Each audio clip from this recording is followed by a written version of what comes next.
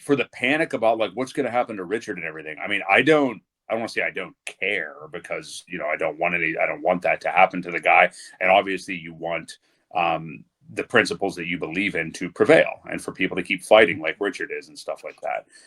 But these are products on the blockchain. Like that's also something that you have to remember. It's almost like if a government policy that you're a fan of was implemented and it is law and that's what's happening, but the guy that you like isn't streaming all the time or something. You know what I mean? It's just like the products are there, the principles are there. I mean, still, what would you do? You know, you talked about this earlier today too, for people that are upset right now or stressing about it.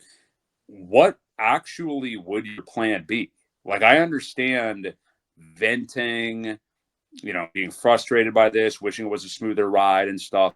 But literally right now, like with how much you know about this ecosystem compared to other ones and how it operates kind of bottom to top instead of top to bottom, where everybody gets dumped on their heads and things everywhere else, what would you literally do right now? Obviously, there are people that have sold. We see that in the price over the last 24 hours, and who knows? You know, they may be whales, maybe they're better off in life, whatever. But what would your plan be to do right now? Like, are you going to go buy Polygon or I don't know, Solana, which is clearly kind of topped for a while? Or, well, I've heard good things about Fart Coin. Maybe they should go over there. Yeah, buy the top of Fart Coin, although there is a Fart Coin. Maybe you should buy that one. But I mean, it's just you basically, so here's your choices, okay? And we've talked about this so many times, but here's another prism to talk about it through today. You've got this choice where we are right now, where this stuff is decentralized and everybody's gunning for you and hates you, and the price looks heinous half the time, and you're gate kept and shit on and all these things, okay?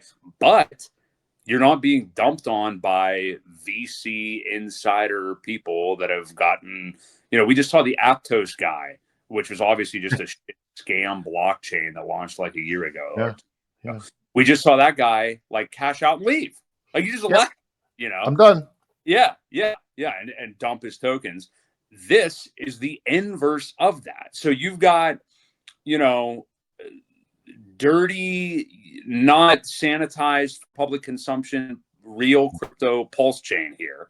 Or you've got shadowy guys in suits, you know, that from legacy finance that bought, you know, Aptos or Solana at 0.0002 and then it launches at $1 and they're like, oh, okay, let's sell this shit. You know, I mean, so you got that silent killer or this fucking roller coaster that we're on right now, which I agree is not always a fun roller coaster, but lots of dips, man, lots of dips, lots of valleys.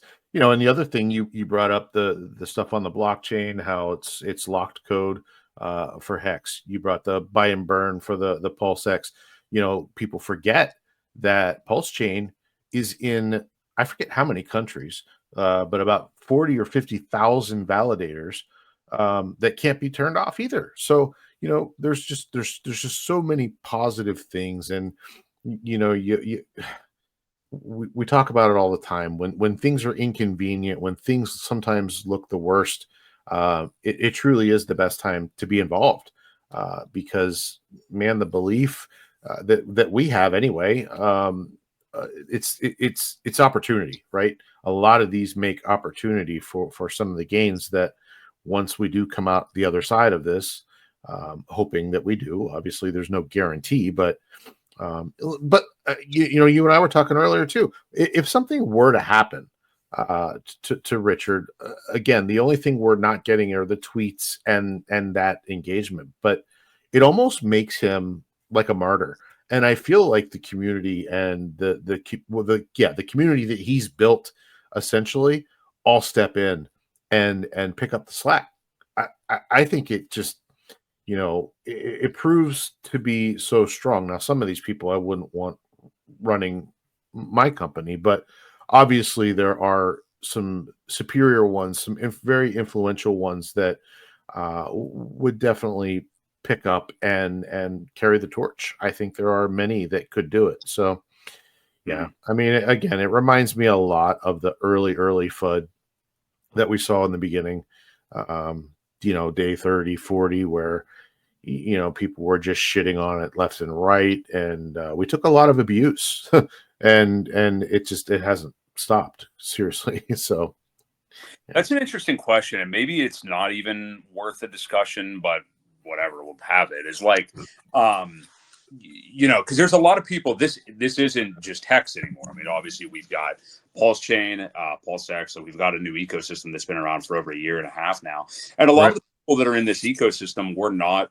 like, maybe the majority at this point really were not like OG Hexicans and just bought Hex and whatever. Like many people were at a time now where people just like found out about PulseChain after it's launched at this point, whatever, I don't know when, like Shill Gates is a popular guy right now, when he first knew of it or when he first got into it and stuff, but we are getting a lot of that now. And I am curious to ask you, we were discussing earlier, like the last year, July 31st, when the SEC lawsuit came down up to this shit now, for people that were not Hex OGs, that didn't experience, like you said, the day 40 stuff. I saw Crypto Coffee talking about that earlier.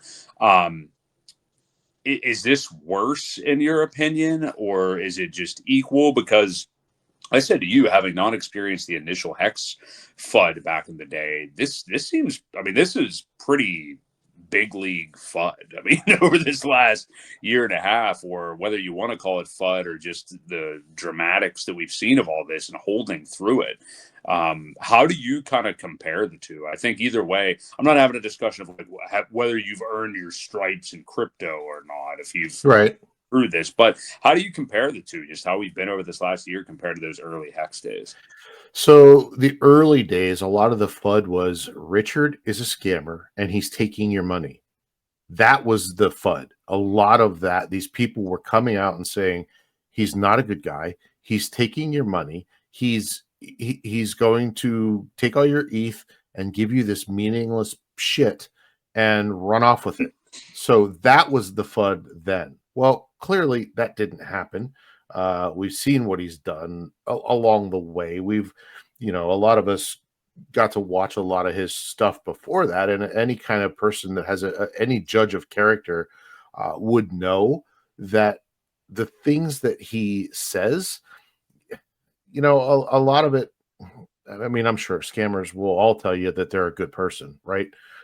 But a lot of the things that we've seen along the way, he's backed a lot of them up. There's been a lot of things that he's said he was going to do, and he's done. So, that whole FUD is different than now. There are other things that are basically, I don't want to say out of his control.